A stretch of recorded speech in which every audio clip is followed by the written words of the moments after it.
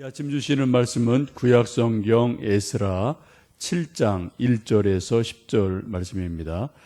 구약성경 718면, 구약 718면 에스라 7장 1절에서 10절 말씀 함께 합독하시겠습니다. 이 일 후에 바사왕 아닥사스다가 왕위에 있을 때에 에스라라 하는 자가 있으니라. 그는 스라야의 아들이요 아사라의 손자요 힐기야의 증손이요 살룸의 현손이요 사독의 5대손이요 아이두베의 6대손이요 아마랴의 7대손이요 아사라의 8대손이요 무라요스의 9대손이요 스라히야의 10대손이요 우시알의 11대손이요 붓기의 12대손이요 아비수아의 13대손이요 비느하스의 14대손이요 엘르아살의 15대 손이요 대제사장 아론의 16대 손이라.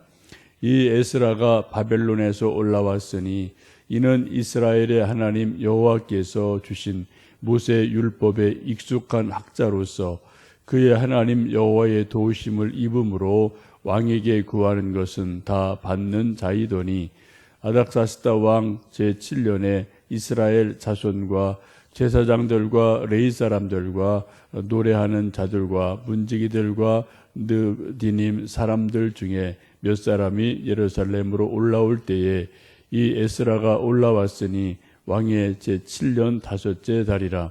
첫째 달 초하루에 바벨론에서 길을 떠났고 하나님의 선한 손에 도우심을 입어 다섯째 달 초하루에 예루살렘에 이르니라. 에스라가 여호와의 율법을 연구하여 준행하며 율례와 규례를 이스라엘에게 가르치기로 결심하였었더라. 아멘. 성경은 한마디로 말씀드리면 인물 백과 대사전이라고 말할 수 있습니다. 성경 속에 수천 명의 사람들이 등장을 하고 소위 성공한 사람, 실패한 사람, 또 높은 사람, 낮은 사람, 오래 산 사람, 또 단명한 사람, 다양한 사람들의 모습을 성경 속에서 소개를 합니다. 우리가 성경을 읽다가 어떤 사람이 갑자기 내 마음속에 이렇게 훅 들어올 때가 있고요. 이 사람 닮고 싶은데, 그럼 이 사람 생애가 어떻지? 이 사람 하나님 어떻게 믿었지? 하여튼 이런 몇몇 가지 호기심이 일 때가 종종 있습니다. 저 개인적으로 성경의 수많은 인물들 가운데 닮고 싶은 분 중에 한 분, 이렇게 좀 손가락에 꼽으라면 이 에스라를 늘 저는 개인적으로 생각을 합니다. 언제인지 정확하지는 않지만 제가 20대일 것 같아요. 성경을 읽다가 어느 날 에스라서를 쭉 읽다가 문득 에스라라는 분이 아주 되게 많이 참 이분 귀한 분이구나, 정말 대단한 분이구나, 닮고 싶구나, 그런 마음이 어느 날 제 마음속에 에스라서를 읽다가 일어나게 됐고 수십 년이 지난 지금도 떠나지 않고 에스라라는 분의 어떤 이름, 그분의 생애, 그분이 어떤 삶을 살았을까 하는 또 호기심, 이런 것들이 하여튼 제 마음속에 나름대로 지금도 머물러 있기도 합니다. 에스라라는 분은 이 시대적인 배경이 지금부터 약 2500년 전이죠. 예수님 탄생 약 500년 전쯤 그때 살았던 분이고, 유대인이 바벨론으로 포로가 되었을 때 포로로 잡혀가서 아마도 2세 내지는 3세로 태어난 분으로 보여집니다. 우리식으로 말한다면 일제강점기 때 일본으로 끌려간 포로의 아들 아니면 손자, 이렇게 이제 보시면 좋을 것 같아요. 근데 자기 정체성을 잃지 않고 하나님의 율법을 꾸준히 연구했고 약 70년이 지난 다음에 바사왕 고레스가 이제 칙령을 내리죠. 그때 이제 앞으로 고국에 돌아가도 좋다, 그런 칙령을 내렸을 때 그때 하나님의 은혜로 다시 여러 사람들을 이끌고 예루살렘으로 돌아왔던 그러한 리더이기도 합니다. 오늘 말씀을 쭉 보시면 이 에스라를 대제사장 아론의 후손이다라고 말씀합니다. 상당히 나름대로 신앙적인 뼈대가 있는 이런 제사장의 가문입니다. 망한 조국을 하나님의 말씀으로 다시 세우고 싶은 그런 열망이 있어서 또 하나님이 주신 사명이 있어서 그것을 열심히 율법을 연구하는 사람으로 소개를 합니다. 많은 학자들은 이 에스라를 제2의 모세 혹은 랍비의 원조라고 이야기합니다. 복음서를 보시면 많은 제자들이 예수님을 랍비여 이렇게 부르잖아요.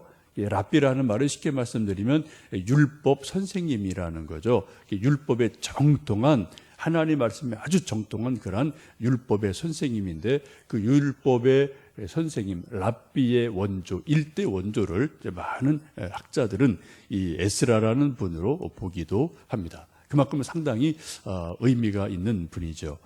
이분을 한마디로 6절에서는 그렇게 말씀합니다. 6절 말씀을 다시 읽어 보십니다. 이 에스라가 바벨론에서 올라왔으니 그는 이스라엘의 하나님 여호와께서 주신 모세의 율법에 익숙한 학자로서 그의 하나님 여호와의 도우심을 입음으로 왕에게 구하는 것은 다 받는 자이더니. 에스라라는 분을 소개하기를 에스라는 하나님의 율법, 모세의 율법에 정통한 익숙한 학자다라고 말씀을 합니다. 무엇인가 익숙하다는 것은 능통하다는 것이고 그 일에 통달했다는 거죠. 처음과 끝을 완전히 쭉 꿰고 있는 그러한 것을 우리가 익숙하다, 통달했다, 능통하다, 꿰뚫었다 이렇게 우리가 이야기할 수 있습니다. 요즘 말로 말하면 이제 프로페셔널이라고 말할 수 있죠. 예나 지금이나 무엇인가 정통한 그런 실력 혹은 지식이 있으면 늘 대접을 받는 것 같습니다. 잠언 22장 29절에 이런 말씀이 있습니다. 내가 자기 일에 능숙한 사람을 보았느냐? 이러한 사람은 왕 앞에 설 것이요 천한 자 앞에 서지 아니하리라. 자기 일이 무엇이든 간에 농사든 혹은 뭐 꽃을 가꾸는 일이든 혹은 뭐 노래하는 거든 공을 차는 거든 무엇이든 간에 자기 일에 능숙한 사람은 어떻게 하다고요? 왕 앞에 선다. 천한 대접을 받지 않는다라고 말씀하고 있습니다. 뭐 예나 지금이나 이것은 마찬가지죠. 요즘도 여러분 요거만 요거만 골프 주먹만 하죠. 골프공 하나만 잘 쳐도 세계적으로 대접을 받아요. 그죠? 영웅 대접 받습니다. 별거 골프가 별거 아니잖아요. 요만한 공 그냥 이렇게 톡 쳐서 누가 빨리 그죠? 횟수 더 빠르게 요만 홀에 쏙 집어넣느냐 그거예요. 아주 간단한 거예요. 어쨌든 거기 복잡한 또 과정이 있겠습니다만 우리가 볼 때 아주 심플한 겁니다. 근데 하여튼 요만한 공 누가 빨리 그 홀에 쏙 넣느냐 그거일 때 가면 여러분 세계적으로 대접받아요. 비행기 타고 다니고요. 그리고 하여튼 대통령이 나랑 골프 치자고 초청하고요. 대단합니다. 그렇죠? 축구공 요만한 거 잘 차면요. 세계적으로 영웅이 돼요. 몸값이 수백억 달러예요. 그죠? 세계적인 선수들 보면은요. 자기 일에 능숙한 사람은 여러분 어디 가든 대접받아요. 피아노 잘 치는 사람 여러분 세계적으로 대접받습니다. 비행기로 모셔가요. 노래 잘하는 사람 세계를 무대로 왔다 갔다 해요. 글 이거 찾는 사람 세계에서 모셔가서 좀 강연해 주세요. 하고 하거든요. 여러분 김치만 여러분 기가 막히게 잘 담궈도요. TV에서 나와서 좀 방송합시다. 여기저기서 불이 나게 불러가는 일들이 있다고요. 그렇죠? 그것이 무엇이든 간에 자기 일에 오늘 잠언 22장 말씀처럼 자기 일에 능숙한 사람을 보았느냐? 그런 사람은 왕 앞에 설 것이다. 천한 자 앞에 서지 않는다라고 말씀을 합니다. 오늘 우리가 말씀하고 있는 이 에스라를 보면 어떤 일에 능숙했습니까? 하나님의 말씀에 율법에 능숙한 학자라고 성경은 말씀하고 있습니다. 여러분 잘 아시는 것처럼 말콤 글래드웰이라는 사람이 아웃라이어라는 책을 몇 년 전에 썼는데 이분도 그런 비슷한 말을 하죠.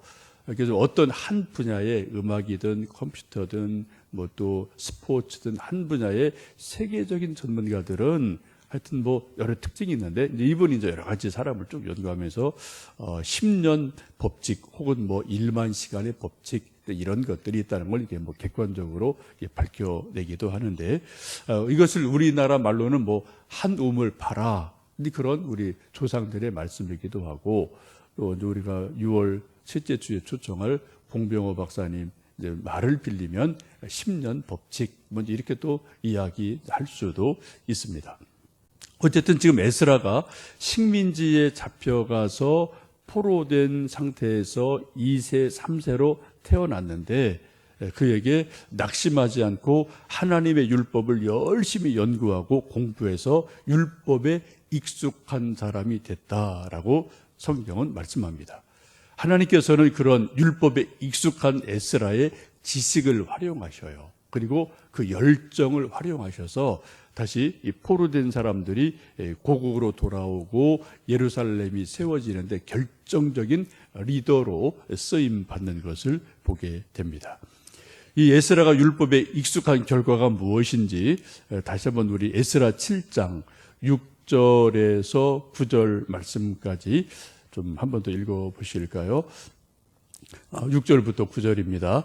이 에스라가 바벨론에서 올라왔으니 그는 이스라엘의 하나님 여호와께서 주신 모세의 율법에 익숙한 학자로서 그의 하나님 여호와의 도우심을 입음으로 왕에게 구하는 것은 다 받는 자이더니 아닥사스다 왕 제7년에 이스라엘 자손과 제사장들과 레위 사람들과 노래하는 자들과 문지기들과 느드림 사람들 중에 몇 사람이 예루살렘으로 올라올 때에 이 에스라가 올라왔으니 왕의 제7년 다섯째 달이라. 첫째 달 초하루에 바벨론에서 길을 떠났고 하나님의 선한 손에 도우심을 입어 다섯째 달 초하루에 예루살렘에 이르니라 라고 말씀합니다. 하나님의 율법에 익숙한 결과 오늘 6절에서 9절 말씀에 반복되는 말씀 중에 하나는 하나님의 선한 손에 도우심을 입었다라고 말씀하세요. 6절도 그런 말씀이 있고 9절도 그런 말씀이죠. 하나님의 선하신 손에 도움을 입었다라고 거듭거듭 말씀합니다. 하나님의 말씀에 정통했더니 하나님 말씀을 깊이 연구했더니 어떤 은혜가 임합니까? 하나님이 그런 사람을 도우셨다는 거예요. 하나님의 손으로 선하신 손으로 에스라를 자꾸 붙들어 주시고 인도하셨다라고 말씀합니다. 참 기가 막힌 말씀이죠. 하나님의 은혜를 받는 방법은 아주 많이 있습니다. 뭐 다양하게 있어요. 우리가 뭐 눈물로 기도하는 것, 우리가 몸을 바쳐 헌신하는 것, 하나님의 마음을 감동시키는 것, 뭐 여러 가지 방법이 있는데 그중에 가장 좋은 방법이 이 에스라서 말씀을 보시면 하나님의 말씀에 익숙할 때, 하나님 말씀에 정통할 때, 그렇게 뭐 자기 그렇게 살고 싶다는 거죠. 그렇게 살아갈 때 하나님의 선한 도우심의 손길이 있었다라고 말씀을 합니다. 여러분, 하나님 말씀, 이 성경 말씀에 정통한 것은 꼭 신학생 혹은 신학을 한 목사 혹은 신학 교수만의 일이 결코 아닙니다. 이거 여러분이 오히려 더 잘 하실 수도 있어요. 여러분, 우리가 지금 구약 읽기를 하고 있는데 여러분 하나님 말씀에 정통한 그러한 여러분이 되실 수 있기를 소망하고요. 또 그런 열정과 또 좀 여러 가지 꿈을 여러분 함께 가지셨으면 좋겠습니다. 이 에스라가 율법에 점점점 익숙해져가는 과정을 10절에는 그렇게 말씀합니다. 우리 10절 말씀, 에스라 7장 10절 말씀 읽으시겠습니다. 에스라가 여호와의 율법을 연구하여 준행하며 율례와 규례를 이스라엘에게 가르치기로 결심하였었더라 라고 말씀합니다. 아주 귀한 말씀이고 제가 어느 날 제 마음에 감동을 받았던 말씀도 에스라 7장 10절 이 말씀입니다. 에스라가 여호와의 율법을 연구했다. 세 가지 과정이 나오죠. 율법을 첫째 연구했다. 두 번째는 준행했다. 세 번째는 이것을 이스라엘 사람들에게 가르치기로 결심했다라고 말씀합니다. 영어 성경 보시면 그렇게 나와 있어요. 첫 번째는 study했다. 두 번째는 practice를 했다. 세 번째는 teaching, teacher라고 이제 가르쳤다라고 이제 나와 있거든요. 이게 아주 중요한 것 같아요. 첫 번째는 자기가 열심히 연구했어요. 공부를 했어요. 두 번째는 공부한 그대로 깨달은 그대로 살려고 프랙티스를 했어요. 끊임없이 몸으로 연습을 하고 삶으로 연습을 한 거죠. 그리고 세 번째는 자기가 어느 정도 알고 익힌 다음에 또 다른 사람에게 가르쳤다라고 말씀을 하고 있습니다. 여기서 우리는 아주 중요한 것을 보는데 스타디가 먼저 알아야 되죠. 근데 두 번째는 뭐예요? 몸으로 프랙티스하는 거, 실제로 그렇게 살아가야 돼요. 그래서 거기서 능력이 나오게 됩니다. 머리로만 알아서는 능력이 이게 제한적이죠. 몸으로 진짜로 살아갈 때 그때 하나님의 능력이 우리 삶 속에서 나타나게 되고 그 결과 또 사람들이 몰려오게 되고 또 배우러 오게 되고 그들에게 또 가르쳐주는 그러한 일들이 있게 됩니다. 이제 또 한 주일이 시작이 됩니다.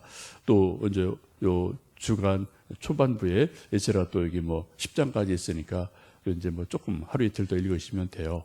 또 그 다음에 또 계속 성경 읽으시는데 하여튼 여러분 에스라서를 읽으시면서 또 에스라를 통해서 주시는 도전, 위로, 격려 이런 말씀이 있다면 여러분 마음에 잘 받으시고 에스라처럼 하나님의 말씀을 연구하고 준행하고 가르치기로 결심하는 모습을 또 여러분대로 또 한번 잘 좀 받아들이시고 또 여러분 것으로 소화를 하셔서 이 시대에 우리가 말씀이 없다라고 탄식하는 이 시대에 하나님의 말씀이 저기 하늘에 있는 것도 아니고 그죠? 저기 바다 건너에 있는 것도 아니고 성경 말씀에 그런 말씀이 있잖아요. 내 가까이 있다. 내 입에 있다. 내 마음에 있다라고 말씀하시는 것처럼 바로 우리 속에 내 속에 내 몸 안에 내 몸에 손에 하나님 말씀이 있음을 우리가 또 누리고 그런 권능을 누리는 복된 하루하루 되셨으면 좋겠습니다. 함께 기도하시겠습니다.